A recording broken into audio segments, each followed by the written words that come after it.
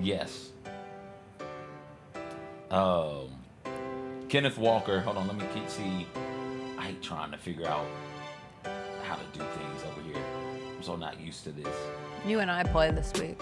Oh, we do? Yeah. Are you ready for this? I had to be confronted with your profile picture, and it made me uncomfortable. You had better win, because I'm telling you, I got some doozies of rules. I do. Or, I don't know, because even if I'm in last place, I can still change the rules. Oh, gosh, there's so much wackiness going on. Oh, man. If I am in first place, whoever plays me next week needs to let me lose. Okay, so never mind. Why? If I'm in last place, you gotta let me win, because I'm gonna change the rules.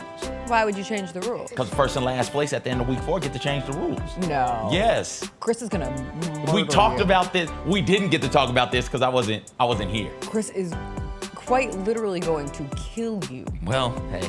And he's having a bad start to the fantasy football season, so please Even in this goofy league? Please do not make this Why? list What's for my wrong with his? household. What's wrong with him? What's going on? He had Joe Burrow and Brock Purdy Okay. in our 2 QB Both of them are league. down. So he now has Jake Browning and Carson Wentz. Oh, okay. Because we're in a deep league. There's no quarterbacks available. Oh, God. He had to spend like $100 not real fob dollars on Jake Browning. Do you know how that makes a person feel? Hey, you got to work. You got dirty. It's time to start trading, man. Wait, and Burrow's not coming back in time, is he? No, Burrow's RIP. Is it a keeper? No. Okay, so Burrow's not I mean, it coming. is, but I don't think it wouldn't make sense to keep Burrow. Burrow. Purdy could come back soon. Yeah, Purdy should come. Okay, so I mean, I don't know the toes, man. You The just toes. need one. You might have to I sacrifice thought somebody. I had it, but I tried to say we're both in dire straits because I have JJ McCarthy, who is horrible, but I also have Jaden Daniels, who's questionable, and I have Jackson Dart just chilling on my bench waiting for his moment to shine. Anyway, what's up, everybody? It is a Wednesday, September 17th. Gonna be a good day. Jessica Benson with you from the Grind City Media Studios in Memphis, Tennessee. CJ Hurt behind the glass coming up on today's show. Exciting sports night last night. 2 WNBA playoff series. Live to see another game. Some big things happen in the baseball world. Shohei Ohtani remains the craziest thing in sports. We'll do some oops, we missed it again. Some college football stories from the week. Is Diego Pavia really seeking a 7th year of college football? Is Dabo Swinney crashing out? These are the important questions we will answer. DeAngelo Williams is going to join us a little bit later on. Big Memphis-Arkansas game coming up this week. He's going to be here. We'll get his take on all that and more. We'll end with a little WTF Wednesday, some WTF stories from the week, including new Meta Ray-Ban glasses that are allegedly dropping today, a $3,000 athleisure duffel bag, and the World Stone Skipping Championship was rocked by a cheating scandal. We'll get into all that. It's a Wednesday. You know what we say. If you make it... Nah, she's been muted. We can go to the break. Turn that off. We're not doing that today.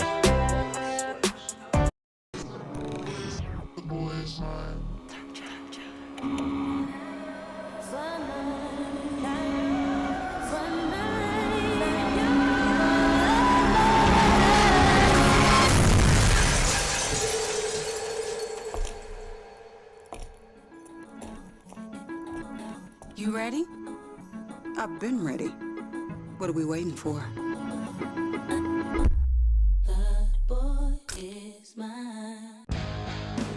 Grizzlies fans know it's the team that gives you the edge.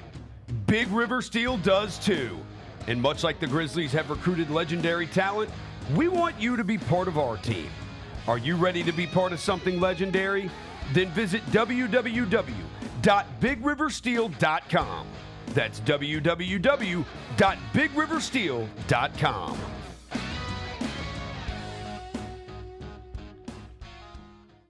Kroger shoppers and Grizz fans want exclusive last-minute discounted ticket deals texted straight to you. Sign up with the new Kroger Buzzer Beater deal. Fans can sign up by texting Grizz to 636-479 or visit your local Kroger store in the Delta Division and scan the QR code. By signing up, you agree to receive recurring automated promotional and personalized marketing text messages from the Memphis Grizzlies. Consent is not a condition of any purchase. Message frequency varies. Message and data rates may apply. Let's go, Grizz! Let's go!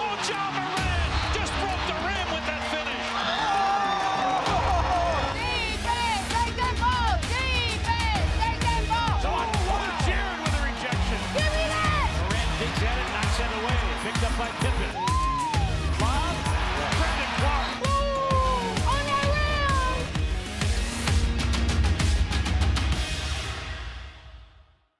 Sonic Radio. Welcome back to Sonic RNDIO. That spells radio with me, the CIO. This just in, the new Sonic $1.99 menu lets you build a crave-worthy meal for just $1.99 an item. Whether that's a creamy shake, crispy tots, or a quarter-pound double cheeseburger. This just out. Ostriches. They're mean, not very cute, and in my opinion, way too big for a bird. Don't miss the Sonic Fun 99 menu. 5 items, always $1.99. Live free, eat Sonic. Tax not included. See menu for details.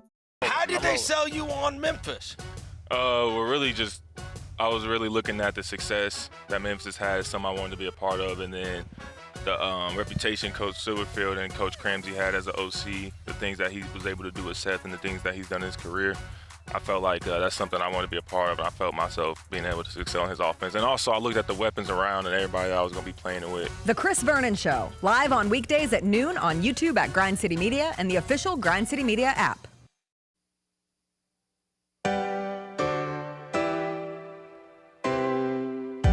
Feels great to feel the sunshine. Gotta own the day like it's all mine. Just got paid in his own time. Been working hard, I've been on the grind. I deserve this feeling, having my way. I've been on this healing. This is my day. The sun's out, let's have a little fun now. I wanna let it all out. That's what it's all about. Cause I deserve this feeling, having my way. I deserve this healing. This is my day. Grind City Media presents The Jessica Benson Show with CJ Hurt. Live from the Grind City Media Studios on YouTube at Grind City Media and the official Grind City Media app. What's up, everybody? Happy Wednesday. Hope you are making it through your week. Busy show ahead. Couple crazy things happened in sports last night. What? I didn't get the song. Oh, it's an embarrassing song, too, to have to say. Usually I can say the song behind a screen, you know, the song of the day. It's a song called I Can Do Better Than That from a little musical called The Last 5 Years, written by Jason Robert Brown. It's one of my no skips musical theater albums. It's a great song. And I sang it full throttle on my way in here, but I wasn't prepared to say that. What's the song about? A woman who left behind her small town where everyone just got married and had babies and went to New York and pursued a career and then met an author and fell in love. But it's an interesting musical concept. Like it's only 2 actors. Mm-hmm. It's a man and a woman, and their storylines are told in reverse. And it's like a breakup. So it's like falling in love and the breakup. So the woman's story starts at the beginning of the relationship, the end. So she's falling out of love. Mm-hmm. And then by the end, you get to the hopes and the dreams of the early parts of the relationship. And the man is told from the beginning of the relationship, or whatever, vice versa. I'm not saying it right in my head. So they both. But they cross stories, in the middle, like the middle song. I got you. The middle song of the show. So she starts is at them the end together, and then it again splinters off into the opposite So directions. she starts at the end, he starts at the beginning. Yes. They intersect, and when they intersect, Correct. she's at the beginning and he's at the end. Gotcha. And the intersect is a song called The Last 10 Minutes, which is just a beautiful song. Anyway, there's your musical theater news of the day. Look how happy you are. I love that show. It's a movie. There's a movie version with Anna Kendrick. If you want to go check out the movie. The movie's not as good as the show, but it's still pretty good. Anywho. We had great sports last night. Did you partake in any of the sports? I'm sorry, I have to take my musical theater nerd hat off and get back into the true sports of it all. Did you watch either of the games last night? I caught most of that ass whooping the Fever decided to lay out on the Dream. That's just a tough place to play, man. It's not many teams in this side. We said it yesterday. Yes. We said it yesterday when talking about it. It's not many teams in the W who could go into Indiana in this type of an environment with their backs on the wall and that raucous fan base and make it out of there with a win. And the Dream not only didn't get out of there with a win, they got demolished out there. We brought it up. How are you gonna? You got to stop one. You can't let Alicia Gray and Ryan Howard go off, and they held them both in check. Yeah. So that's the game I watched. The other game was so late a bit too late for me. Not so late, but a bit too late for me. I was going to go to sleep. I recorded it. And let me tell you about this raggedy-ass recording device that I have. It recorded the first 14 minutes from ESPNU. So the game is going long, so it starts off on ESPNU, and then it's going to go to Big Boy ESPN. It just did not record the game for me. It only recorded that, and it's like, oh, okay, the game is over now, so here's 14 minutes for you. Otherwise, I would have woke up. You know what time I wake up. I would have woke up and watched it today. Well, I was going to start with that game because that game was awesome. Both games were great from the standpoint of I love the 1-1-1 format that the WNBA has gone to for this first round of the playoffs, where it alternates home court advantage, and then the lower seeded team would get the deciding game 3, which is the case for both of the series from last night, because you have both of those extended with the Fever win at home and the Storm win at home.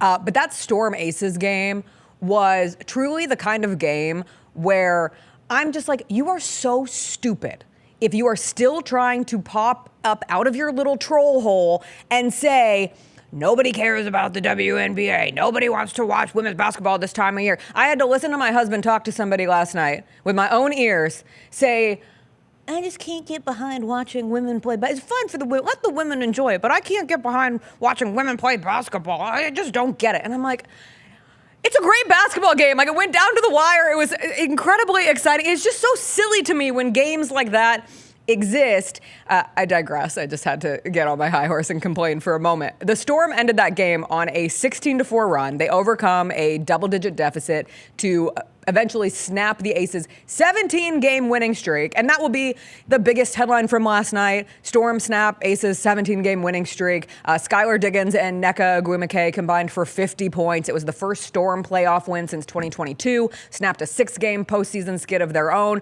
But the revelation in that game to me was Dominique Malonga. And we have not talked enough about her this season, but the Storm rookie, who is 19 years old when she was drafted, she was the youngest player ever drafted into the WNBA.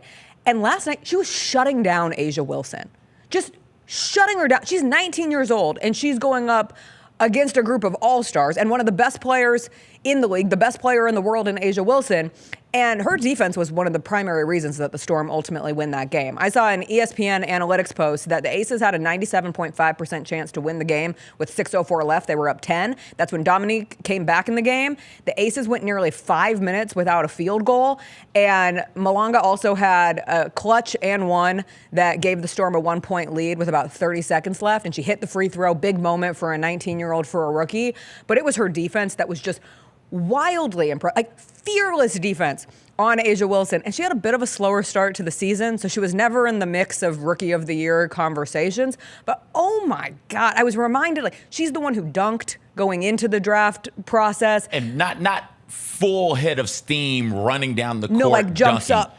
Just like catch the ball at the elbow, reverse pivot, right, left, goes up. She's a phenomenal athlete. She's so good. Yeah. Like, no disrespect to Paige Beckers, who, surprise, surprise, Paige Beckers is Rookie of the Year. I love how they announced the Paige Beckers Rookie of the Year win yesterday. She was on the Jennifer Hudson Show. And if you're unfamiliar with the trend of the Jennifer Hudson Show, they do these dance lines where the guests of the show come through, and they're always, walking through, doing their dance. And Paige was there yesterday. And at the end of it, Kathy, WNBA commissioner, was there to give her a surprise Rookie of the Year trophy. Was it really a surprise? I think in the moment it was, but it was not a surprise to anybody who expected Paige Beckers to be this year's Rookie of the Year. It wasn't unanimous, though. How? Was not unanimous. Citron? Sonia Citron got 2 votes. Paige Beckers received 70 votes, so nearly unanimous. Other famous nearly unanimous MVPs, Shaq, the year Rookie that of he the got Year almost MVPs. all except AI got a vote. Okay. And then LeBron with the infamous Carmelo Anthony getting 1 vote that year. So Paige Beckers joins. Are we talking MVPs or Rookie of the Years? Oh, Rookie of the Year. Okay. I'm sorry. All right. Nearly unanimous for Paige Beckers. Caitlin Clark wasn't unanimous last year either, because Angel Reese got some of those votes. So you do have a trend now where I think it's 4 number 1 picks in a row in the WNBA who ultimately were named Rookie of the Year. Paige Beckers just had a phenomenal season. Sonia Citron also had a really great season. Like, you could say with your chest why you voted for Sonia.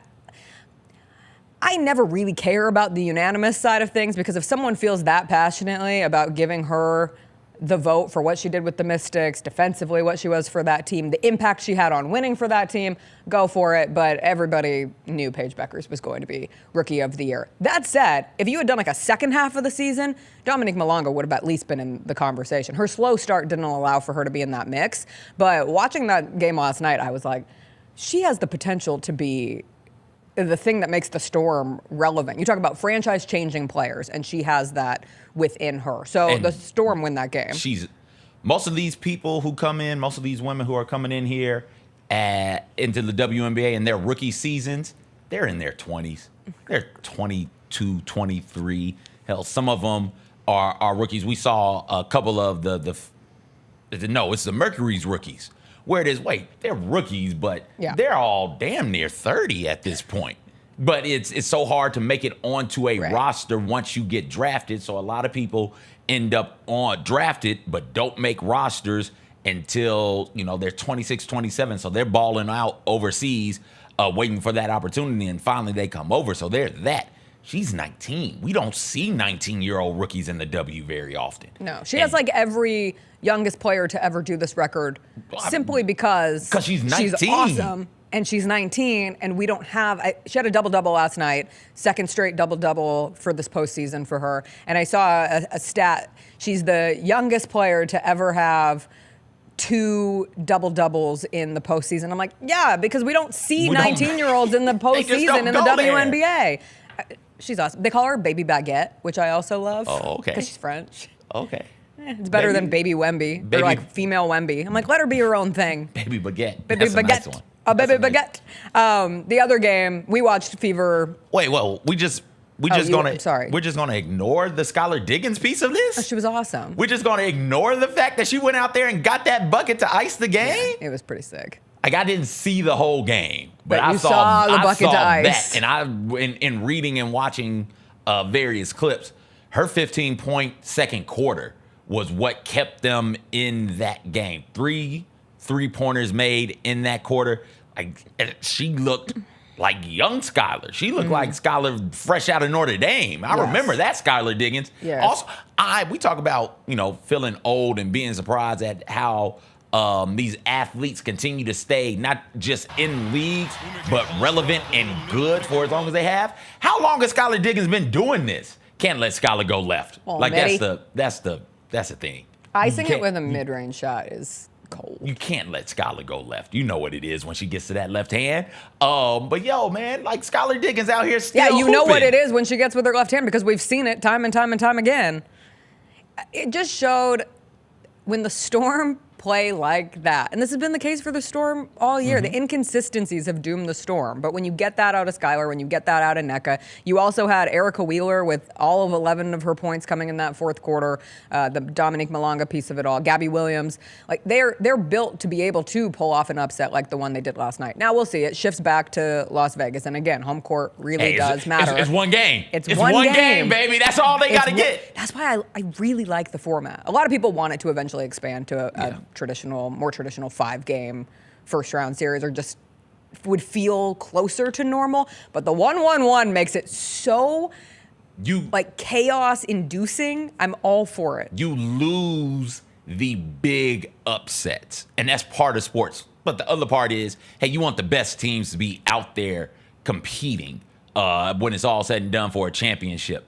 And I understand that. But there's something fun about getting some of these upsets off, man. Like, that's what makes March Madness, that first week, so much fun. Because imagine you're the Aces. You've won 17 games in a row. You're finally ascending into the spot. You earned the 2 seed.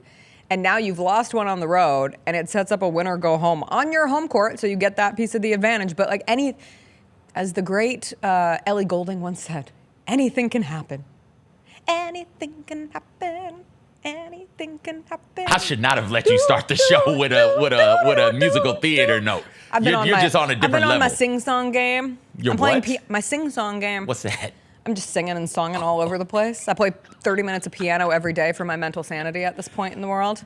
I have a sticker chart. You'd hate it. I do hate it. I have a sticker chart with a goal at the end, and if I play piano for 30 minutes for like 30 days in a row, I can get my goal. Isn't that nice? It's a spa day. I knew you wanted to know. If you like it, I love it, G. Anyway, the other game, so the earlier game, the Fever Dream game, Fever even up that series. Why are you making that face? What? It didn't look good. The Dream did not look good. No. Oh, boy. At some point, they put up like you mentioned earlier, they had to do something about Ryan Howard and Alicia Gray, who combined for 40 points in the first game. And at some point, they put the little graphic of what they had in the first game, which was combined for 40. And at that point in the game, they had combined for 7. And they ended with 19. But that's less than half of what they were able to do in game 1. And to the Fever's complete credit, every time they got a stop, they found a way to capitalize. And they led wire to wire. This was a wire to wire win for the Indiana Fever. The Dream got it within 3 in the third quarter, and you're thinking, oh, this is where the Dream have an opportunity. And 7-0 run for the Fever. Third quarter ends in the most electric way, where Kelsey Mitchell intercepts an inbounds in the backcourt, and a little swing action ends with Lexi Hull hitting a massive 3 to put them up 15. And that place erupted. You talk about the home court advantage that exists at Gainbridge Fieldhouse. It is unlike any other home court advantage in the WNBA. And I say that with the Valkyries. We'll see how their home court shows up against the Lynx. But there is just something lightning in a bottle with the fans in Indiana, and some of them are crazy. We had one get kicked out last night. Did he get kicked out? He got kicked out, but then somebody said that he ended up back in his seats. Okay. Bottom line is, if you're sitting courts, this is WNBA, NBA, anytime you have great seats, all you have to do is not be an a-hole. Just don't get kicked out. Like, why would you waste? I think of this every time we see it in the NBA. Why would you waste excellent seats, playoff seats, just to pop off some stupid comment that's going to get you thrown out? I mean, if the joke's good enough. If the joke is good enough. Big free speech activist. If the joke is good enough, I'm nothing but free speech. You're gonna pop it off. Don't be hateful, but if it's a good enough joke, like, you gotta let it. Like, here's it. Saw this one with my own bare 2 eyes. Yeah. Russell Westbrook was here, went onto the court, and somebody courtside called him Westbrook. It's like, all right, dog. Like, why are you risking it for that one? Right? Why are you risking it for that? I think that's not a good enough joke. That one's soft. I think that's a soft throwout. It is a soft one. So why are you risking it for that? Like, Alicia Gray's response last night, I don't know what he said, but it seemed bad based on her response. Alicia Gray is like one of the darlings of the W. You'll see 100 comments of, if it made Alicia Gray respond like that, it had to have been really bad. Why would you go for Alicia Gray? I think Alicia Gray is just kicking it playing with Legos, I think she's a Lego builder, right? Like she's just an even-keeled, easy-going person, likable person. So if it did one of those things where if it did make her react like that, what were you saying? Yeah. That's if you're being bigoted, then like you got to go. Yeah. But I don't know. I guess we'll find out at some point what was said in that moment, or we won't. We just keep it pushing. But they were falling apart before that. That pops off fourth quarter, doesn't it? Yes. So that like they've got some things to figure out. They can't be getting out 60 points. Like you can't 60 points. Well, of course you're only going to score 60 when your 2 offensive engines are only scoring 19. That's the issue. One of the things to come out of the Caitlin Clark injury, and injuries are never a good thing, but somebody has to step up. And it's been great seeing the evolution of Mitchell's game. Yeah. So much of her game, I thought, was reliant on what Caitlin Clark was. And the way that Caitlin Clark drew the eyes of everybody onto the court. And then, boom, you can give it to Mitchell, and Mitchell will make it work because she's got an advantage. But Caitlin Clark's not out there, and Kelsey Mitchell is still balling. And if I had a vote, she'd be first team all W if I had a vote, right? Like she's just performed at that type of a level all season long, not only without their best player in Caitlin Clark, but without a slew of supporting cast members as well. She's put this team on her back along with Aaliyah Boston and helped get them to this point where they're one game away from advancing to the second round. Caitlin Clark wore black forces to the game, so it was never in doubt. Hey, Never a doubt. You got the black forces on Caitlin Clark. Dog. That's all. She means business. Her team means business. I do really enjoy watching Caitlin Clark's reactions to her team. Like, she is constantly involved, as you would expect.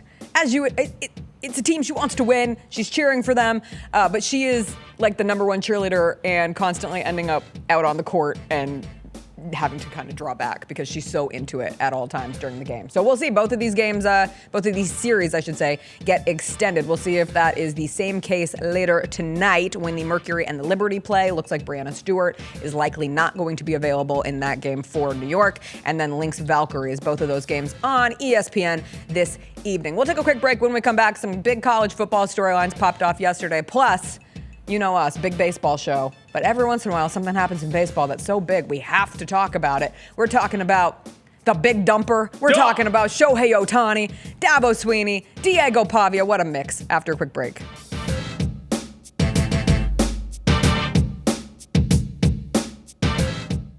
You want to be where you think the University of Memphis belongs. Yeah. Can you imagine what the next step is? I think we're positioned, we're ripe for success. And so what I don't want to do is make an intermediate move if it's not going to position us well. And so my job is to make sure when that opportunity presents itself and the circumstance is right, that Memphis is prepared 100% to take advantage of it. The Gary Parrish Show, live on weekdays at 10 a.m. on YouTube at Grind City Media and the official Grind City Media app.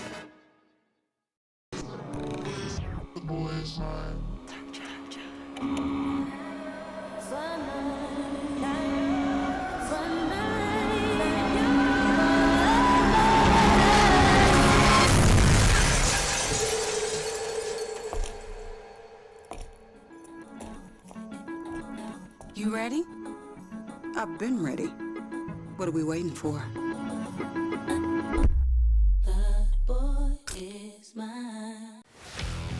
Let's face it, there's a lot of trash talk in basketball, but the great teams let their performance do the talking. Like Ford F-150 with Pro Power on board, a class-exclusive industry-first feature that turns your truck into a mobile generator and leaves the competition speechless. Ford F-150, official truck of the Grizzlies. Greatness starts here at your Mid-South Ford dealer. Class is full-size pickups under 8,500 pounds, GVWR.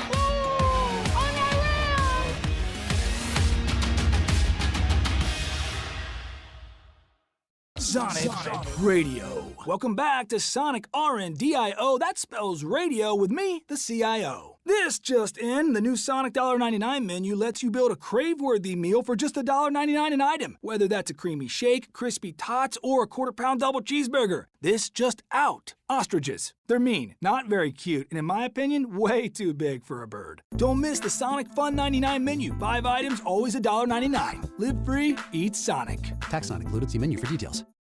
Catch us if you can at Southland Casino Hotel and win your share of up to $1.8 million in free play and prizes. Join us for drawings every Saturday in May, June, and July. Each month, over 900 winners will take home free play or drive off in a new car or motorcycle. Be there for all 6 grand finale drawings and try to catch us if you can, only at Southland Casino Hotel. Must be 21 up. Play responsibly. For help quitting, call 800-522-4700. How did they sell you on Memphis? I was really looking at the success that Memphis had, something I wanted to be a part of, and then the reputation Coach Silverfield and Coach Cramsey had as an OC, the things that he was able to do with Seth and the things that he's done in his career. I felt like that's something I wanted to be a part of, and I felt myself being able to excel in his offense. And also, I looked at the weapons around and everybody that I was going to be playing it with. The Chris Vernon Show, live on weekdays at noon on YouTube at Grind City Media and the official Grind City Media app.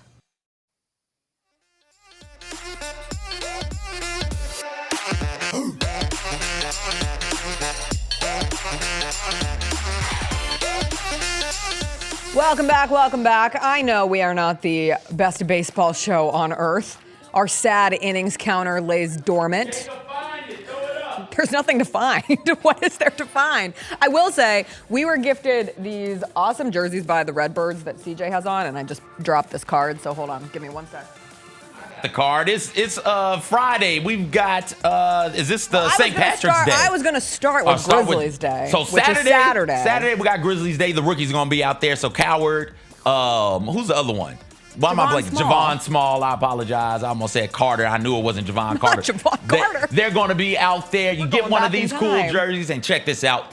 For the low price of just under $43, you can get tickets to that game, and you can get tickets to the Grizzlies home opener. Okay, that's a pretty sick deal. Like, come on, man. That's a really great deal. Redbirds games this whole week, tickets start at $7.03. So that's a good deal. But if you are a fan of the Grizzlies and want to go out and spend a day at the ballpark and see Cedric Coward and see Javon Small and see the Grizz girls and see whoever else is there for the Claw crew, the Grizz line, I bet BLJ will be there, the whole group. That's a really cheap deal. So that game is on Saturday. And then I was graced with 2 Redbirds jerseys on my desk when I came in this morning because it's also Irish Heritage Night on Friday, so a big week for the Redbirds. And for that, the first 1,500 fans will get that Irish-themed Redbirds jersey. It says Silkies on the back, a little Silky O'Sullivan moment there. And you have bangers and mash as a food option, Irish fare, Reuben sandwiches, green beer, and I don't know how it's Irish, but $5 margaritas. And that's just because Irish people, we like to drink, So we get $5 margaritas. Anyway, exciting week at AutoZone Park, and it'll be fun to see the Grizzlies there on Saturday. Big stories in baseball last night, though. I don't think we talk about Shohei Ohtani enough. Like, we don't. No, we absolutely don't. We don't, but I think even the collective doesn't because Shohei Ohtani is the most insane thing we have in sports. In all sports. And last night, he hit his 50th home run of the season. He created a new 50-50 club. Him and Babe Ruth are the only 2 players in Major League Baseball history to hit 50 home runs and record any strikeouts pitching in that same season. But now you have Shohei Ohtani, who has 50 home runs and 50 strikeouts. So this comes after the year where he sets a new 50-50 club of 50 home runs and 50 stolen bases. He's also the first player to have back-to-back 50 home run seasons since Alex Rodriguez did it in 2001-2002. But you look at it last night, and he hits his 50th home run, and in that same game, he threw 5 hitless innings. And that's just nuts. And the Dodgers still lost because their bullpen blew it. But Shohei Ohtani, like I was having this thought process this morning where if you went back into the past and were talking to somebody about the future, you could hypothetically tell them, hey, we have self-driving cars now. And they'd be like, oh, wow, that's awesome. And you could say, yeah, we also have augmented reality glasses. And they'd be like, oh, wow. But then you could be like, yeah, and we have this baseball player who crushed a 430-foot home run in the same game that gave him the status of being the first player to ever have 50 home runs and throw 50 strikeouts in the same season. Oh, and he threw 5 no-hit innings in that same game. And the person would be like, no, that's a step too far. Like, that certainly cannot happen. That's the kind of thing that lore is based off of. Like, lore, mythology, that is Shohei Ohtani. So that was awesome to see last night. And then also, we got a big moment from the Big Dumper. And this show is a big Dumper fan. Cal Raleigh surpassed Mickey Mantle for the most home runs by a switch hitter in a season, hit 55 and 56 last night, and now that also ties Ken Griffey Jr. for the most home runs in a season in Mariners franchise history. I loved his quote after the game. He was like, my name should not be in the same sentence as those guys, as Mickey Mantle, as Ken Griffey Jr., and I'm now just obsessed that all of our sentences moving forward will be Mickey Mantle, Ken Griffey Jr., and the Big Dumper. The Big Dumper, one of the greatest nicknames we've ever had. I'm really jealous of Seattle sports fans right now. Like, they're living the life. They have this Mariners playoff push. They have the Big Dumper, Cal Raleigh. They have the Storm in the postseason. Like, that's a good, frenetic energy of the end of summer. Keep naming the teams. And the Seahawks. Okay. All right. And the Seahawks. The Kraken are there. The Kraken are there. But I meant, like, specifically right now to have 2 teams in the midst of Mariners trying to make it into the postseason, the Storm in the postseason. Like, that's a fun time. And then, yes, you also have the NFL season that's always going to rule there. And you also have the Kraken season. And you have UW football, whatever you want to call it. But that's premier city sports. You got an MLS team, our soccer expert downstairs. Oh, thank you, soccer expert, the Jacob. MLS team and the NWSL team are doing things. That's great. I think the NWSL team is pretty good. I could be mistaken. Okay. But I think they are also. So it's stuff happening is your There point. are things happening Things are in the Pacific Northwest. Pike's Market is popping right now. Pike's Market is popping. You have the Apple Cup this weekend. It's not in Seattle. It's at Washington State this year. And UW might kill them. If Washington State allowed North Texas to score 59 points, just imagine what the University of Washington could do. With that Big Ten size and speed. They hung 70 on UC Davis last week.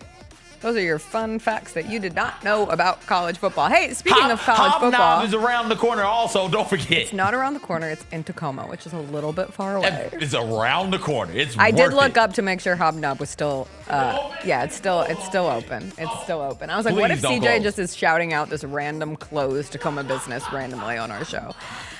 Speaking of college football stories from yesterday, for a brief moment in time, I thought Diego Pavia was trying to play a 7th season of college football.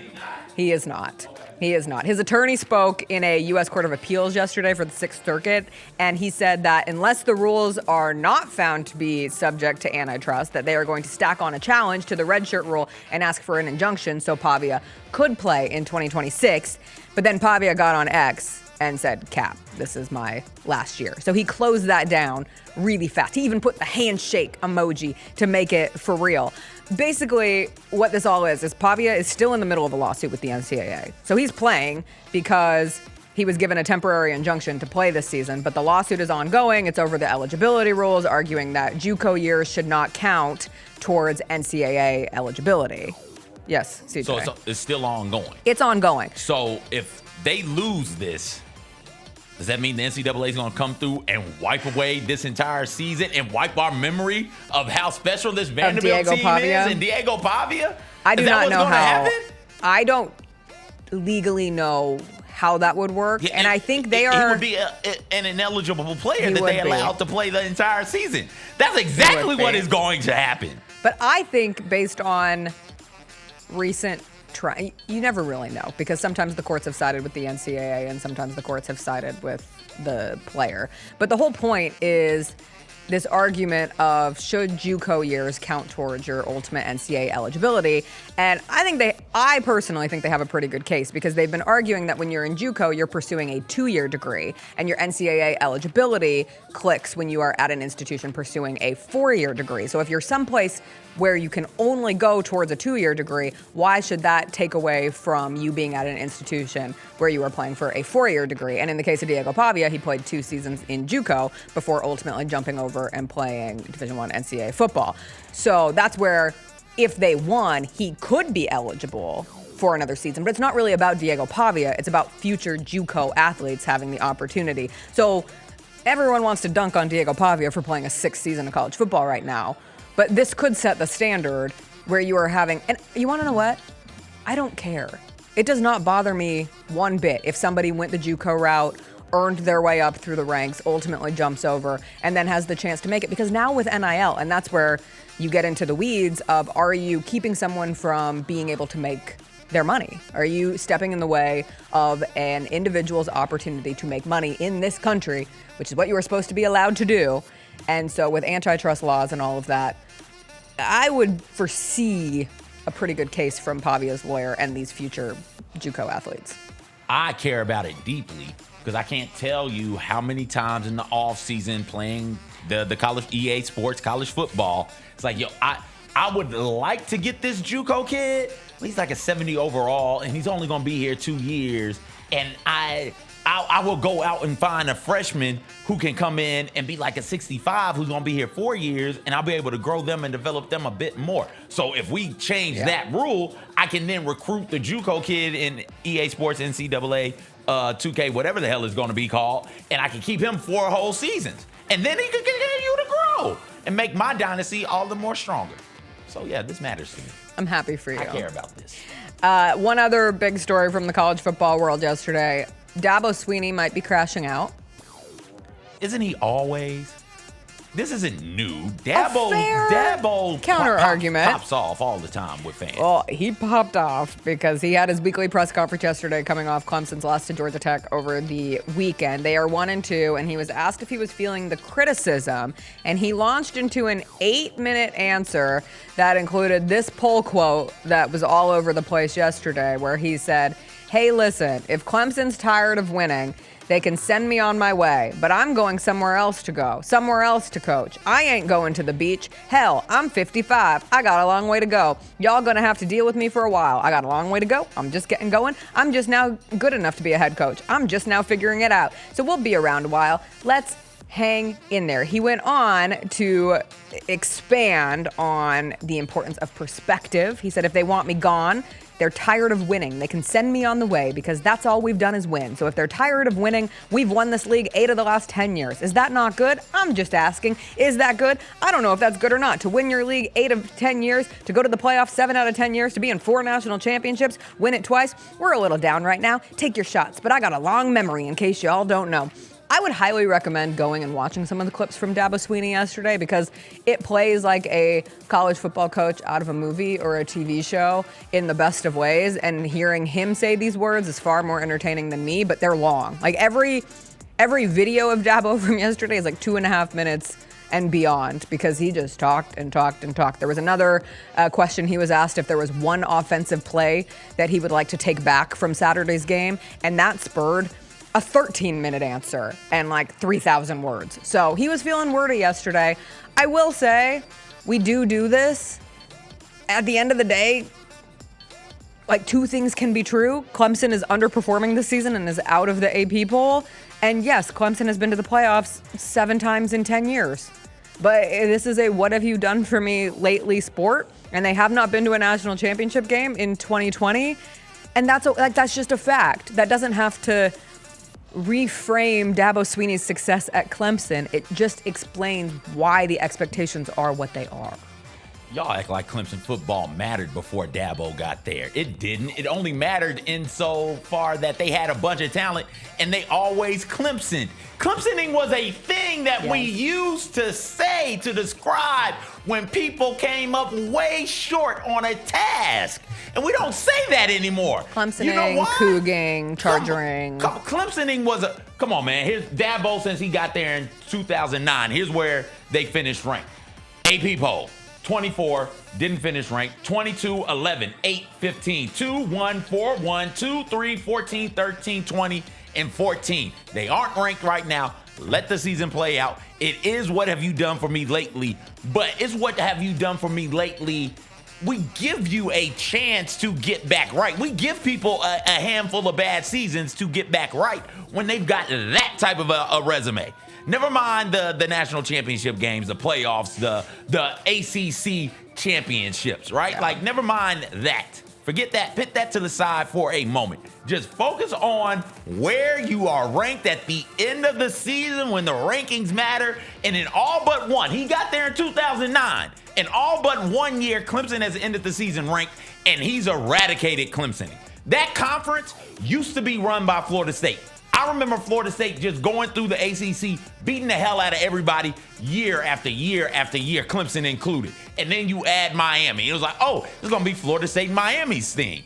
Dabo comes in and says, no, Clemson got something to say about it. I understand being frustrated. I understand being upset about it. I'm with Dabo. Now I get why Dabo went on an 8-minute tangent. I'm not even Dabo, and this is offensive to me. Are you kidding me right now? They just won the conference. Are you kidding me? The conference championship is still in play. What are we talking about? I do not like Dabo Swinney. I don't. But I stand with Dabo on this. I do. Y'all are ridiculous. What a wild thing to say. Hashtag stand with Dabo. Let's get it going. I stand with you, Dabo Swinney, on this topic. Not on everything, but on this one, you're in the right here. And as the most right, as the most correct person on these airwaves, as the furthest right person on these airwaves, you guys need to shut the hell up if you're calling for Dabo's job. Y'all are being ridiculous. They were good in the 80s. Jessica. I know. I wasn't alive. Come on now. The 80s were what, 40-something years ago? Come on, Jessica. Do Yeah. the math. Because I'm 33. Yeah. So mathematically speaking, that It would was be 40 years ago. Yes. And it's not like they were good and then they fell on hard times. That's part of it. Right. But they were good and they kept getting good players. Right. They kept getting talented players. And it just did not show up on the field. Well, that was like I was trying to figure out when the last time Memphis played Arkansas. Memphis beat Arkansas. It's the year I was born. Oh, I didn't know they had a win over 1992. Arkansas. Okay. Yeah. That was the day. All right. Back in 1992, right here at formerly known as Liberty Bowl Memorial Stadium. DeAngelo Williams is going to join us after a quick break. It is a massive week for massive football, for Memphis football. I believe DeAngelo will be in the building on Saturday. We'll catch up with D after a quick break.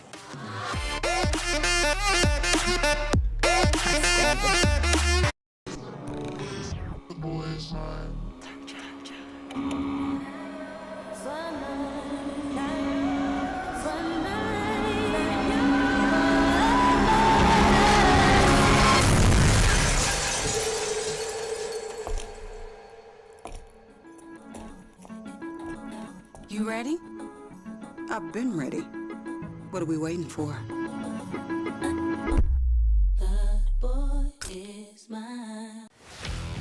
Let's face it, there's a lot of trash talk in basketball, but the great teams let their performance do the talking. Like Ford F-150 with Pro Power on board, a class-exclusive industry-first feature that turns your truck into a mobile generator and leaves the competition speechless. Ford F-150, official truck of the Grizzlies. Greatness starts here at your Mid-South Ford dealer. Class is full-size pickups under 8,500 pounds, GVWR. Kroger shoppers and Grizz fans. Want exclusive last-minute discounted ticket deals texted straight to you? Sign up with the new Kroger Buzzer Beater deal. Fans can sign up by texting Grizz to 636-479 or visit your local Kroger store in the Delta Division and scan the QR code. By signing up, you agree to receive recurring automated promotional and personalized marketing text messages from the Memphis Grizzlies. Consent is not a condition of any purchase. Message frequency varies. Message and data rates may apply.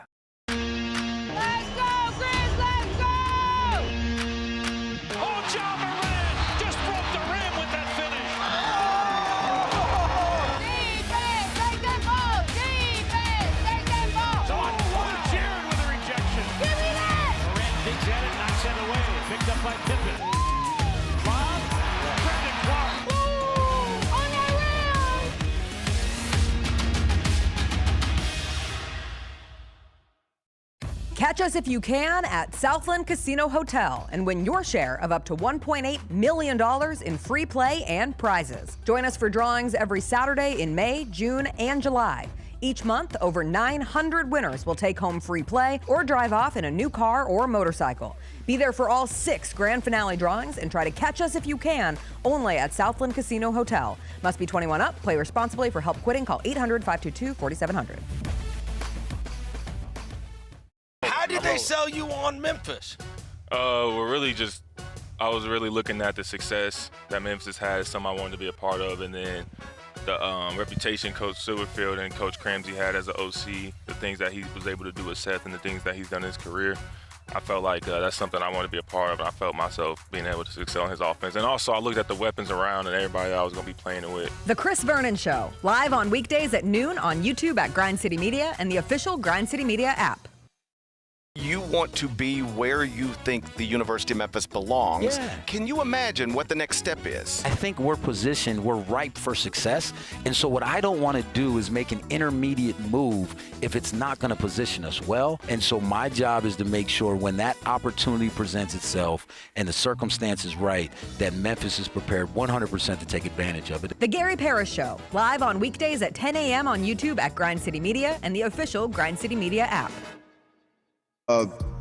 Seeing right now at North Carolina, guess what? He can lose every game and his job will not be up for grabs because of the career that he had when he was in New England.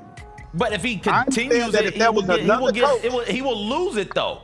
He'll lose it. If he loses, if they're North Carolina is 5-7 this year and they're 4-8 next year, he'll be on the hot seat. He'll lose it. Eventually, that job gets lost. I'm telling you, talking about? a new coach is not on the hot seat. A new coach ass is going after the first year is what I'm telling you. I'm telling you that he's won enough in his career, and it's not him. We all know that it's Tom Name me Brady. a new coach who, with the exception of a scandal, has been fired after their first season. We're back, DeAngelo. I love when we rejoin the show mid-argument between you and CJ, but I just wanted the people to know that we are back on the air with DeAngelo Williams. DeAngelo, are you back at the farm? I am back at the farm, and I'm pissed off at CJ because CJ rolled with Dabo. He rolled with Dabo Sweeney, and it's not even about Dabo Sweeney. Yeah, well, it's about like. I got to be honest, DeAngelo. Like, I don't care about Dabo Sweeney right now. I've been looking forward to talk to you about this Memphis-Arkansas game coming up. When are you heading to Memphis? I will be there Saturday morning. I'm actually going to be late. I know it's for awful calls, but for good calls. One of and this will be. I don't know if we should have this conversation on. Well, I guess we can. It's my favorite way for you to start a conversation. Yeah, you guys tell me what you would do, okay? Because this has kind of been like a hot button topic, kind of in my area. So. One of my really good friends' grandmother passed away, and their funeral is also on Saturday in Tennessee, in Memphis. It's at 10 a.m. The game's at 11 a.m.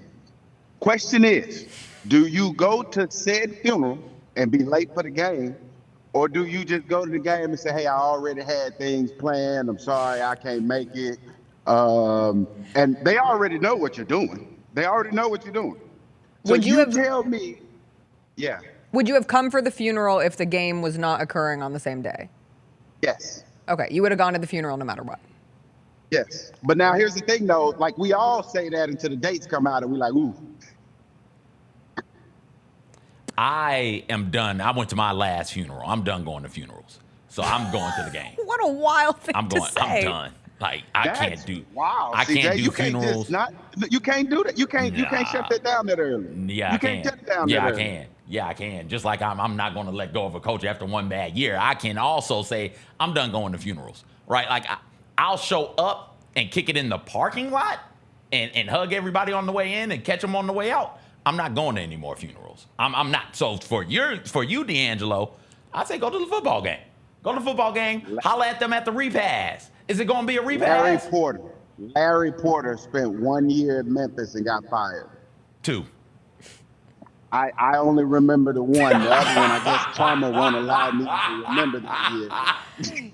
DeAngelo, I think if you go to the funeral and the person that you were there supporting understands that you were there to support them, but that you also have an obligation. I think one of the most amazing things we can do for people who die is like embrace life, live life, show up to things that you want to be at, have a good time. I don't think your support of this person changes whether you sit at that funeral for an hour or 3 hours. I've been to some long funerals, so I understand CJ's. I'm pro memorial service over funeral, but that's a conversation maybe for a different day. But it just depends what you feel, right? Like, I just had a friend who her grandmother was in the process of passing away this week, and she's a really career-driven person, and it was really difficult for her to even be like to her work, hey, I gotta go support my family, I gotta go be there for my mom, be there for the rest of my family, be there for my grandma, and she left like a very important project at work to go do that. But then ultimately, her grandmother's passing took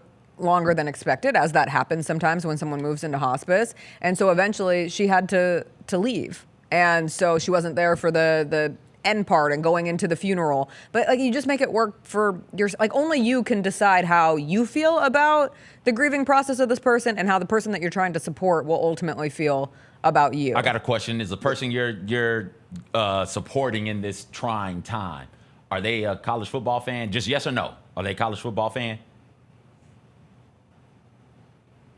CJ. Are they? This is one of those things where I'm like, yes or no, where the hell did this question come from? Just yes or no. Like, are they a college football fan? I understand his point. So you don't know you're my talking point about yet. the person that passed or the person relative? The relative. The relative. The relative. Yes. Are they fans of the Tigers? Yes, because they were DeAngelo they supported me in my endeavors. So yes, they are fans of the Memphis Tigers. Let's tailgate at the funeral and head to the game, dog. That's what we can do. What a way to send somebody out. What a party. That's what I want at my funeral. I got one more funeral to go to, and it's mine. Tailgate at mine. I want you to play all the tailgate music. I want my funeral to be a party. The cookout to be there. Everybody get the libations and get the drinking. Yes. Good food, good drink, good people, good music. I want to tailgate at my funeral. I am pro tailgating funerals. So I gotta tell you guys this, because I thought this was very interesting, because my daughter was like, hey, because I was like, hey, I'm gonna be late for the game. I'm not gonna be able to make it there on time. I was like, I'm going to this funeral. She was like, oh, really? She was like, can I go? And I'm like, really? She was like, yeah, I want to go. She's 15. But what she said after that, like, I had to stop myself from laughing, because obviously it's not a funny thing. And I was like, well, Fatty, what are you going to wear? And she says, well, I'll just wear what I'm wearing to the football game. And I was like, well, you can't wear a cheerleading outfit to a funeral. Like, it just doesn't look right. Hear me out. It made me think, what is the craziest thing to wear to something so, like, because if you wear a cheerleading outfit to a funeral, that's aggressive. I wore my slick back suit. I got this, the suit I wore to Clayton Collier's wedding. I wore that, but I put on a black velvet jacket with the hat to my granny's funeral. Yes, I did. You did. Yes, I did. Oh my God, bro. I am like very, this is the tricky conversation for me, because I think similar to weddings, I think we focus on the wrong things when it comes to funerals, when it comes to life celebrations. Like, why not treat it as a true celebration of that person's life? I get it. You're sad. Grief is. I've been to some like really horrific funerals in life, and they are hard to sit through. But you want to be there. You want to support. You want to pay your respects. But I think like the life is so full and beautiful. You should tailgate. You should show up in a cheerleading costume. You should wear your favorite outfit that makes you think of that person. You know who does funerals right? Who? Them folks down in New Orleans. Yeah. When they parade around, they're dancing with the coffin. Yes. They got the umbrellas going. They jigging. It's just a party. Yeah. Yeah. Or like an Irish wake. I'm unfamiliar. They just get messed up. Oh, okay. But they have a great time doing it. Like it's not. You cry because you're sad because the person's gone, but you laugh and you yell and it's a party. Yeah. It blows my mind. Turn the funeral for your friends into a tailgate for the game. We solved your problem. There it is. Yeah, I've asked this question before too. Maybe you, CJ, and Jessica can help me, and then we can go in whatever direction y'all want to go.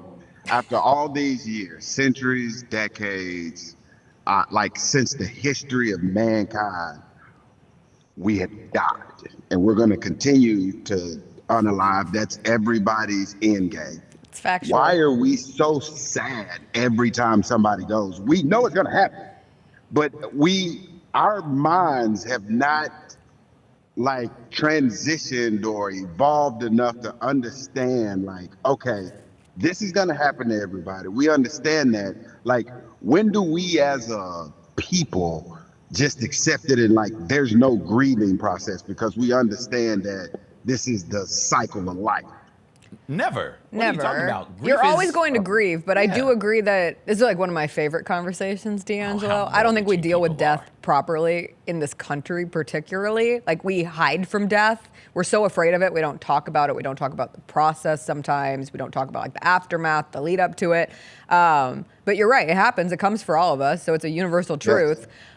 I think two things can happen. I think you can still grieve because your time on this earth is done, and depending on what you believe in, you have to shift to the thoughts of what that future with that person looks like, or a future without that person for the rest of eternity. But I think you can do that while still celebrating the person from a standpoint of like, wow, I'm so lucky to have had this time on earth with this person and to have this shared experience. And this is something we all have to go through.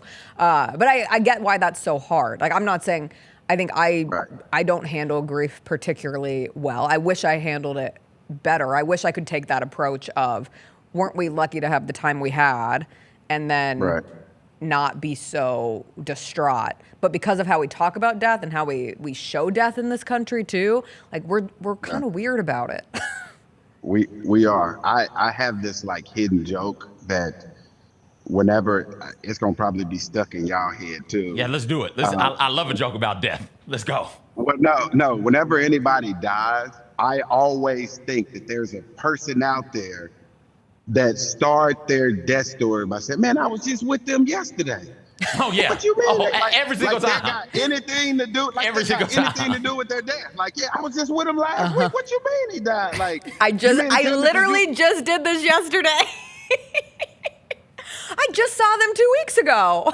Like it has anything to do with the happenstance. Yeah. Yes, it makes me laugh every time. Every time I hear about somebody dying, I hear a little voice in my head saying, "There's somebody somewhere said, man, I was just with them. What you mean?" And they can't believe it. Like, And they call their phone. Like they gonna answer. Yeah, but they don't. Yeah. They don't. DeAngelo, before we let you go, and we are excited to see you here, hopefully on time at the game, but if not, just a little bit late on Saturday. Yeah. I think for you, this is such an interesting matchup because you're from Arkansas, but it's your former team and the Memphis Tigers. It's deeper than that. All right, tell me about it. It's never former team. It's always my team. I'm sorry that you say former team, you and CJ, because y'all team hop. I don't team hop. You stop it. What? What team have I hopped to, DeAngelo? CJ, just because I stand with Dabo doesn't mean I'm a Clemson fan. CJ doesn't have teams. CJ doesn't have passions. He has Michigan. Do you have people? You on that LeBron James thing where I'm a fan of people, not teams? No, I like Michigan and that's it. Okay, all right. So coming out of high school, I committed to Arkansas. I decommitted to Arkansas and went to Memphis. So it's kind of one of those things, and I've always I was like, damn, man, if Memphis ever had an opportunity to play Arkansas, we can get them guys. We can get them guys. And this is that opportunity. This is the first time that we've ever had an opportunity in my lifetime since I've been a fan at the University of Memphis to play Arkansas and beat them. Like, have a legit chance of beating them, not like the last time we played them.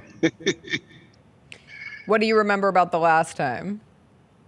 I don't remember much. I just remember we didn't win, and I was not excited about that. But I think we have a really solid chance at winning this game, and it's all gonna come down to quarterback play. That's every game. I hate to sound like a analyst or somebody, but every game is won and lost by quarterback play. I don't give a damn how good the offensive line block or don't block. It's all about how fast and how accurate the quarterback get the ball out. For the last 3 games, I have not seen our quarterback sit in the pocket and be a quarterback. I think that's what Arkansas is going to do. So this is going to answer a lot of questions for me because Seth Hennigan checked a lot of boxes. We had 4 years to check those boxes. We don't have that time with the quarterback that we have right now. And every game I've seen so far, it's a Lamar Jackson type situation. And I'm like, okay, can he throw? Like, can we be accurate and throw the ball? Mm-hmm. Because here in the next few weeks, we're gonna go up against an SEC team that may not be strong in the SEC, but strong outside the SEC because of the players and the capabilities they're able to get being in the SEC. So it's gonna be an interesting game. They walk into Memphis. They come into the mound to check us out. We'll see what happens. I'm with you. I think if Memphis wants a shot, it's a shootout, and Brendan Lewis has to step up and deliver in a big moment on a national stage, ABC, 11 a.m., nationally televised game, get an SEC opponent in that building, and an opportunity, like it or not, these are the kind of games that drive narrative for Memphis the rest of the season. Like, does it ultimately matter in their quest to win the American? No, but does it matter about how people talk about Memphis the rest of the way? Hell yes. Yeah. Hell yeah. And especially this, 11 a.m., like, we're on national TV. Like, everybody's personality, everybody's like, this is the opportunity to get your last name on everybody's mind. And that's what I love about games like this, because all the issues that we had leading up to this, if you think our defense wasn't playing well, we ain't gonna have that problem on Saturday, because everybody know that this is a nationally televised game, and we're finna go out there and we're gonna prove that our last name is worthy of being on the back of this jersey. We can't wait to see it. DeAngelo, I'll see you there. Absolutely. I do not stand with Dabo Swinney, though. Let the record state forever and always. All right, we'll catch up with you later, DeAngelo. Bye. That was DeAngelo Williams. Part of me thought that maybe, CJ, he'd surprise us and show up in studio right here, right now, a couple days early. You got that high one time, and you've been chasing it ever since. It's not happening again. It was such a beautiful day. Maybe you'll see him out there. Maybe he'll dap you out. You're just blowing people's minds in the chat right now. Oh. This is why if you join us, why you're not in the chat live during the show is just beyond me. The things you miss out on. Why you would have me blocked if you're joining us in the chat, that's beyond me also. Somebody has you blocked? Oh, there's a bunch of people who have me blocked. But it's fine. But it's fine. It's fine. Listen, I don't care. All right. It's probably your father. We'll take a quick break. We'll come back. We'll do some WTF stories from this week. I just saw something cross my timeline. Do you know how much money Stephen A. Smith makes a year? Like 15? I'll tell you after. Okay. That's a big low ball there, CJ. Oh, word. I'll tell you that, plus some other WTF stories after a quick break.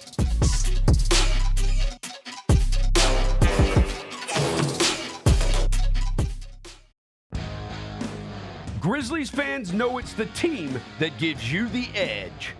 Big River Steel does too. And much like the Grizzlies have recruited legendary talent, we want you to be part of our team. Are you ready to be part of something legendary? Then visit www.bigriversteel.com. That's www.bigriversteel.com.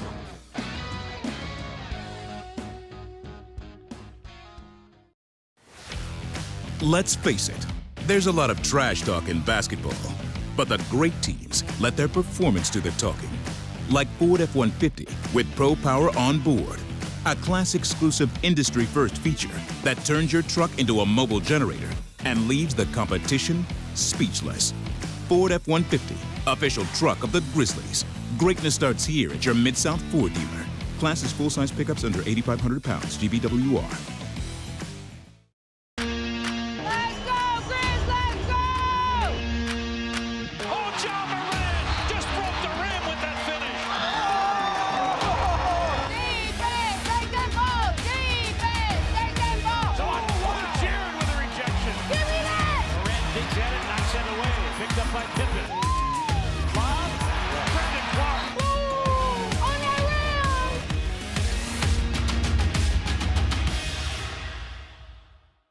Sonic Radio. Welcome back to Sonic RNDIO. That spells radio with me, the CIO. This just in, the new Sonic $1.99 menu lets you build a crave-worthy meal for just $1.99 an item. Whether that's a creamy shake, crispy tots, or a quarter-pound double cheeseburger. This just out. Ostriches. They're mean, not very cute, and in my opinion, way too big for a bird. Don't miss the Sonic Fun 99 menu. 5 items, always $1.99. Live free, eat Sonic. Tax not included. See menu for details. How did they sell you on Memphis?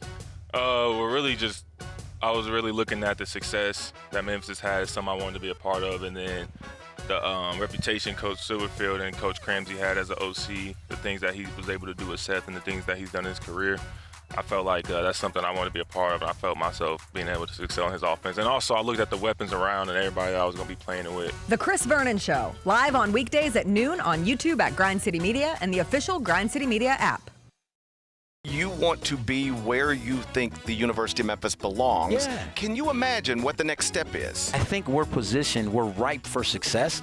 And so what I don't want to do is make an intermediate move if it's not going to position us well. And so my job is to make sure when that opportunity presents itself and the circumstance is right, that Memphis is prepared 100% to take advantage of it. The Gary Parrish Show, live on weekdays at 10 a.m. on YouTube at Grind City Media and the official Grind City Media app.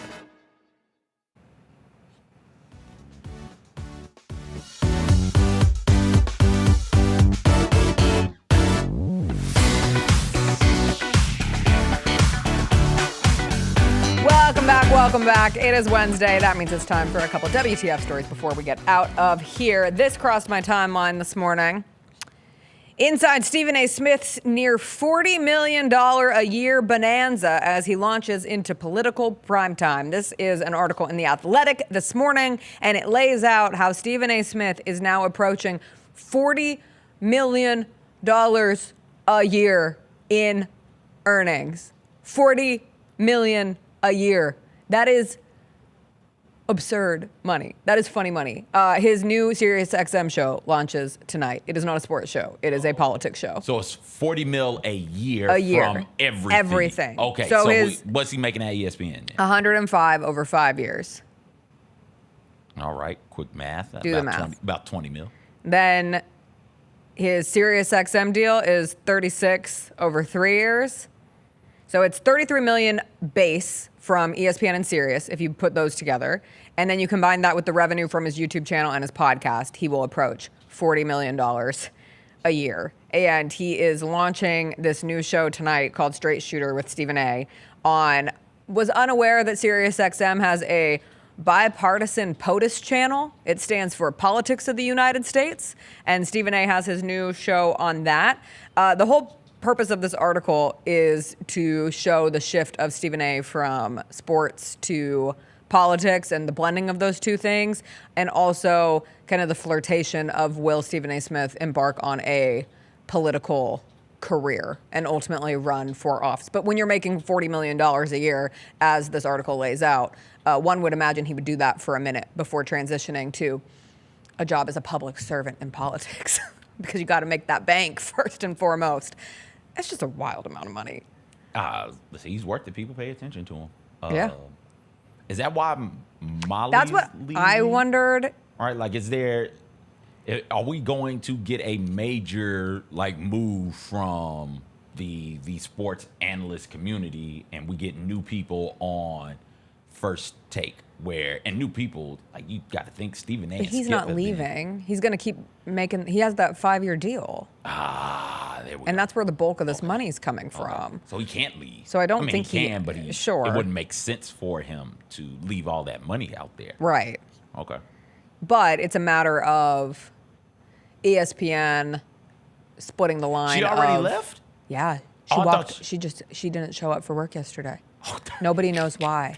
I don't want to recklessly speculate, but I'm so fascinated by it. I desperately want to know. Yeah, because pitting your 2 weeks and then just the very next day, just no call, no show. Well, sometimes you put in your 2 weeks and they say don't come back. Yeah, so sometimes. we don't know which way that was. Like the report came out on Monday night that she was leaving First Take, and then First Take comes around yesterday and she's not on it. And Stephen A. gave a little soliloquy thanking her for her time at the beginning of the show. So she's not coming back. No, she's done. She's done. She's out. Okay. But we don't know. So you said no call, no show. She didn't no call, no show. If he's I didn't mean it like that. Like she didn't show up. I'm not putting the onus on her. I'm just saying in terms of she did not show up for the show. We don't know if it was because she gave her 2 weeks and they said, please don't come back, or if she put in her 2 weeks and said, and I'm not coming to work tomorrow. Oh, no, you don't ever put in your 2 weeks and tell them, and I'm not coming to work tomorrow. Unless you like the people. Then you just no show and don't come to work the next day. My dream in life. I worked with someone who did that once. Oh, it was great. I've seen people do that. As an employee who's still there, like that's incredible. It's like, oh, I didn't know we had this type of power that this person is exercising. It was in local news. Oh, yes. Like, who's going to anchor the 6? She was an anchor? It was... What happened? It was such a day. Someone filled in. Okay. Last second fill in. Everyone in news is a utility knife, just waiting to be thrown into their opportunity to anchor the 6. But yeah, interesting little side there. So some WTF stories from this week that go along with making $40 million a year. There are new $800 Meta Ray-Ban glasses that are apparently coming out today. They were leaked yesterday, which caused people to understand exactly what these are supposed to be, kind of put a damper on their big release that is happening later today. They accidentally posted this video. I don't know. Anytime something accidental happens like this, a part of me just thinks they wanted it out and ready to go, and then the rollout will happen later today. But these glasses have a SEMG wristband with them. So all of the happenings that are happening within the lens frame, you can control with the wristband. So basically, you're not having to do like weird punchy things on that, and you don't have to control it with a phone. I was listening to my little pop business podcast that I listen to every morning, and they said one of the big sell points of this is that we're all developing humps. Like our next generation is all going to be like this, and we're all going to have weird spine curvature because of how often we're looking down on our phones. And these glasses are an attempt to put it right in front of your eyes, so posture up, head up, doesn't allow for you to constantly be looking down. So for like if I wanted to read my book that I am a psycho and read on my phone, I could instead put it up on these glasses and read it straight in front of my eyes. They have maps. The one thing that really, two things I guess that sound really cool with these in terms of advancing technology. Directions. Like imagine if you're biking or hiking or out on a walk, you can, with the swipe of your wrist, pull up the maps and it comes in front and would tell you when to make the turn and when to keep going. And especially from a biking standpoint, because it's really not safe to be dealing with maps on your phone if you're on a bicycle. And honestly, even if you're walking, because then your head is down and what if you get hit by a car? It just allows for your awareness to go up. And then something similar, we talked with the new iPhone, but this just puts it on the glasses. If you're reading something in another language, it in real time will translate the words to your preferred language. So like if you're reading a restaurant menu in Spanish, but you don't speak Spanish, you can make it with the glasses where it's in front of you in the very moment. So sometimes this kind of tech stuff is just like beyond me. These seem really cool. $800, I'm obviously not buying a pair of Meta Ray-Bans, and they're really thick. Like they look a little goofy. I don't think you're going to be able to hide that your cool sunglasses aren't actually what they are. But I don't know if you want to hide it. Like you kind of want to tell people, hey, I have these cool new Meta Ray-Bans in play. But I gotta hand it to them. This was the first thing in a long time where I was like, if I had money, I'd buy these. I would want these. These are cool. I'm a walker, and so having a map that I don't have to like pull out, especially like traveling new city or what have you, having a way to pull up a map where I'm not looking down like this and not having to like pull out of my satchel and unfurl, that's pretty cool. All right, I don't got money for that though, so shout out to the people who can afford it. Y'all got it. If anyone wants to give a pair away, I'd love to enter a giveaway. Or just give them to you. Or just give them to me. There we go. We could use them with work. We could show them off. We can. I've started standing against walls at various points in the day to try to like reclaim my posture and reclaim my neck, because I'm really concerned that I'm going to have a hump. I'm going to be Quasimodo. It's fine. You'll be old. I know we'll all have them. Yeah. But your spine is so important to like Everything your aging in your process. body is important. Yeah, but your aging process to make sure that everything is in line and back and hips and legs and everything works. And what if at the top of it it's just because I'm like this all day. A little gremlin behind my phone. When I'm on my couch, I try to do this. Oh, you're a ridiculous human being.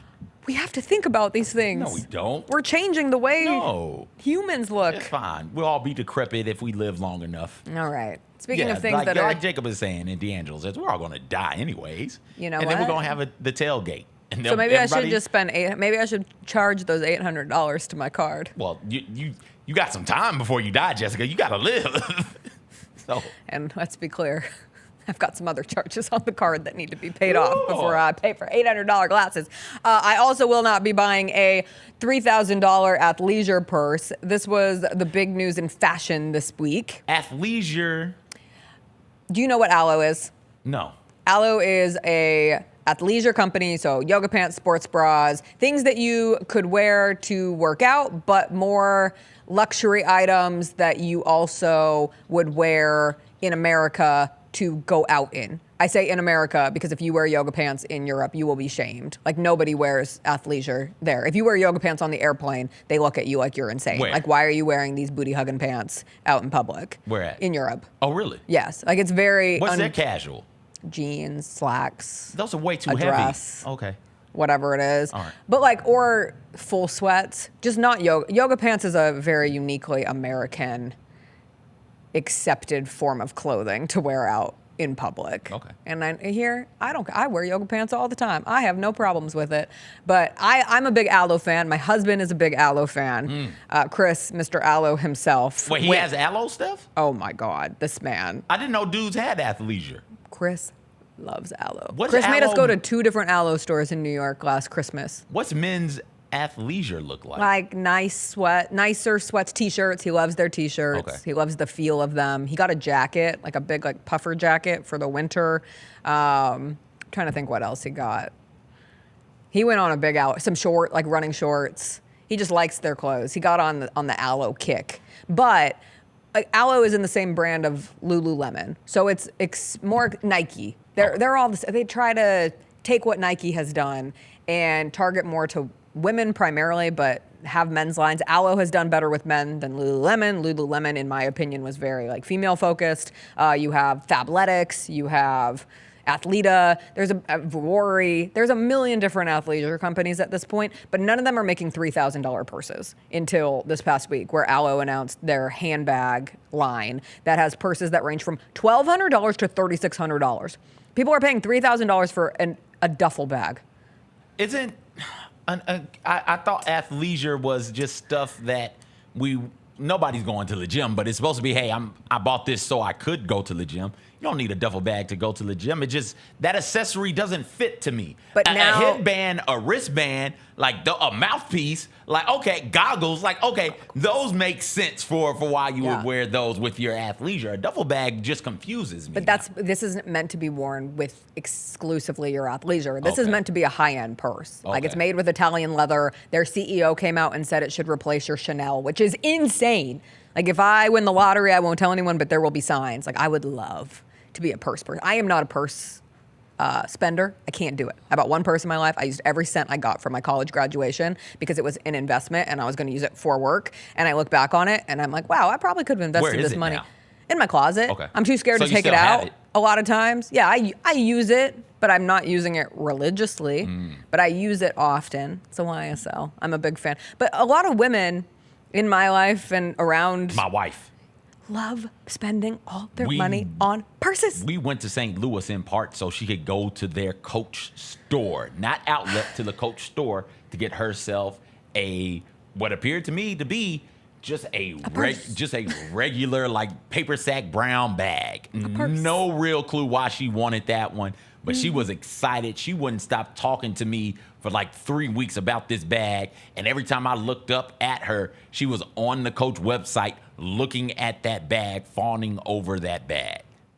Yeah. So please don't tell her about this one. We can't afford it. We got to get our electricity fixed. I really wanted to buy a bag when I was in Paris because the nice thing about when you travel out of the country is you get the VAT tax. So you get a tax back on luxury items that you buy overseas. You have to go to this little kiosk at the airport and get it stamped, and there's never really a rhyme or reason. I'm still waiting for my refund, but it's a VAT tax refund. So let's say you spend $200 on a purse, you get $20+ back. I think at this point it was a 17% VAT tax refund on what you got. So I had these big dreams. Well, I had no money because then we own a house and everything that comes with owning a house. How anyone buys purses when you also own a house is just beyond me. So I went for a medium. I found a new designer that's a small designer that's not very well known. And I just was maybe this will be the next big thing. And then this will be an investment and this will grow in its beauty, but I like it. It's small. Everyone's like, did you get a purse? And I'm like, yeah. They're like, what brand? And I'm like, oh, it's this little designer. And they're like, oh, that's What cute. brand is it? It's called Auguste Atelier. Okay. It's nice. All right. Whatever. Apparently it looks like a dupe of a Celine bag, which is $5,000. So hopefully somebody thinks it's a mistake. And they're like, oh, she got that really nice purse. All right, big international sporting scandal. It's been a minute since we had a big international sporting scandal. Internationally known. Internally, we continue the Clippers and Kawhi. I would call that a sports scandal, but an international sports scandal.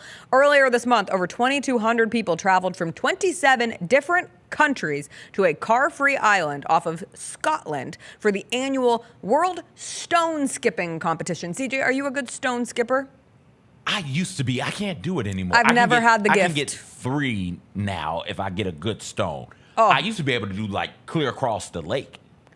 I am 2 would be a blessing. If I get one single skip, I'm like, it's over. This has been the best day of my life. I am not a good stone skipper, but these people go and compete. They've been doing this since 1983 in the world's dedicated stone skipping arena, which is a slate quarry that flooded in 1881 off of Scottsdale. So this competition has very clear rules. Contestants have to use unaltered stones selected from among the island's naturally occurring slate. Judges use a measuring device dubbed the Ring of Truth to make sure that each rock is no larger than 3 inches wide. And then participants attempt 3 different skips, each of which must bounce at least twice to qualify towards their overall score. But according to reports from this week, judges heard, quote, rumors and murmurings of some nefarious deeds, and we had some stone doctoring. We had some stone doctoring occurring at the National International Stone Skimming Championships. Several competitors ended up being disqualified for tampering with their stones to make them more circular, which can help them bounce better on the water. Is nothing sacred anymore? How did they make them more circular? So I got to pick the stone up as is. But Yes. if I pick the stone up as is, and it's like, oh, there's a little moss on this, a little dirt on this. Mhm. Let me rub it up against this tree or the concrete and rub it, and then rubbing off the moss, the dirt, or what have you, I accidentally make it a bit more round. Is that not allowed? This sounds a lot like Deflategate to me, Okay. where it's a scandal, but it's not really breaking the rules. Okay. That's how. Apparently, that's how it's like this scandal led to it was like a small thing in the grand scheme of things. Okay. But there was talk of these altered stones the day of the contest, and people got really mad that they ended up kicking people out because no one who was expected to have altered the stones actually won. So then it kind of became a bigger deal than it needed to be. And there are some stone throwers who say an artificially rounded stone actually would be the opposite of an advantage, would be a disadvantage, because when you alter it, it does something with the stones, like the natural buoyancy of it. Sure, that Yeah. sounds right. You flunked out of pharmacy I did school twice. Believe me. I think that I was going to say the physics Yeah. of it, but anyway, Okay. if you're trying to cheat at a stone skimming championship, Shame. I'm ashamed to Shame. know you. Reminds me of the chess cheating championship. The chest? The chess. Oh. Remember Magnus? Mm-hmm. Yeah, you remember him well. I remember him. All right, next up, you sent this one. Publisher Clearinghouse. Wow, you got excited about that. You know you're supposed to win money for life with them. Yes. They're filing bankruptcy, and they haven't been paying the people who won the money for life. So, you know, for those children, right? Publishers Clearinghouse was this thing where, like, you bought magazines and you got entered into a chance to win money. Sure. And then You get that money for life. And some people would get that money for life. So it'd be, hey, congratulations, you won $2,000 a week for the rest of your life. And people were like, oh, that's great. One of my dreams was it Ed McMahon? It was Ed McMahon, right? Ed McMahon would come, he'd knock on your door, there'd be this big ass check, and he'd give it to you. It was great. Things I wanted to do as a kid. And I was like, yo, give me that. I'll never forget going to the mailbox one day and getting the mail from my parents and seeing the Publisher Clearinghouse envelope saying, you are a winner, and opening it up. And it's like, okay, let me read through here. Oh, okay, I'm not a winner, but I can be, right? Because that's how they get you. They tell you you're a winner, but you're not. You can be. It's like, Mom, we got to enter the Publisher's Clearinghouse. It's like, no, see, they keep reading. You have to buy these magazines to be eligible to be entered into. It's like, oh, man. But yeah, so they've gone bankrupt. I think it said that, like, they have a valuation right now of somewhere between $1 million and $10 million, but they need to be paying out $100 million a year, and they've just stopped paying. So imagine your family I would be in the 90s, livid. in like 1998. They won Publishers Clearinghouse, and they're getting $5,000 a week for the rest of their life. Think about the things you would do with that $5,000. You immediately quit your job. $5,000 a week is 52 weeks in the year. Jessica, do the math here. That's over $250,000 a year. I didn't have to tell you that. You know that. Easy math. So you're like, yo, why would I ever work again? I'm getting $250,000 a year guaranteed, even after taxes. That's still a large sum of money, large enough sum of money for me to take care of everything that I need to take care of. And then lo and behold, you look up, and last year, like, the payments just stopped coming in. So you've got this lifestyle already set up based off of what they told you was going to happen, and contractually, I think, obligated to make sure it happened. And now they're just like, nope, sorry, we can't pay you anymore. And so you've been out of work for how many years? For how long? You got to get back in the workforce. Oh, ain't no way in hell. Oh, that would, in this economy? In this job market? That's brutal. That's awful. That's awful. Speaking of awful, last but not least, did you watch the Tinder Swindler documentary? I did. I think we had to talk about it. I never watched it. Okay, then we didn't. I think you talked about it, if I remember correctly. I wasn't sold. You told the story enough that I didn't feel like I needed to go back and watch the Tinder Swindler documentary. You also, did you follow that moment? No. Okay. I didn't care. Okay. I don't know why. It had a fun name. Tinder Swindler's a great name. He's back in the news. He was arrested in Georgia, or detained in Georgia on Atlanta? the request. Yeah. No, the country, There we go. right? Okay. I was going to say I read this totally wrong if it was in Atlanta, Georgia.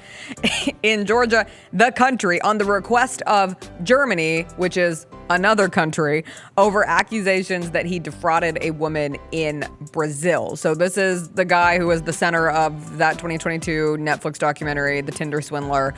He impersonated an oligarch's son and then established lines of credit and loans in the names of women he met on dating apps before disappearing, according to the documentary. He had at least 5 different aliases. He was arrested in 2019. He was sentenced to 15 months in prison at the time in Israel for fraud. He was released from prison 5 months later, and an Israeli television station estimated that he swindled about $10 million from women over a 2-year span. And so now, yesterday, he was detained at the airport in Georgia after several hours of questioning, and a court ruled that he would be held in jail for 3 months, or until Germany, which had asked Interpol to issue a request for his arrest, extradited him. So these new allegations stem from some accusations that he defrauded a woman in Berlin in that same time period. So it was that 2017 to 2019 time period. So this is more from the same period that was focused on in the documentary. So he did even more in that time than what came to light in the documentary. This man, he tried his best. I don't know how you get swindled out of thousands of dollars, let alone hundreds of thousands of dollars. I really don't. Like, I try not to be critical of these people that this happens to, because people will say it just happens and you can't really describe how you get caught up in it. But next thing you know, you've like created this alternate reality in your head that you should be giving this person money. That I understand. Okay. I don't know how you have enough money to take care of yourself and come up out of thousands and hundreds of dollars. Like, the most you can scam me for is like $85, because after that, I got no more money. That's all I have frivolously laying around in the house. So you get me for that 80, like, that's it. Yeah. You can't get me anymore. Yeah. That's crazy. Speaking of crazy, I never finished it yesterday. The episode of The Daily, the New York Times daily podcast that does different news stories, they focused on AI chat. They were always focusing on AI chatbots. Oh, I forgot to send the craziest AI chatbot story of the week. People are going to church on ChatGPT, but it's not ChatGPT. There's different religious apps. Gwen Stefani is one of the the influencers for one of them.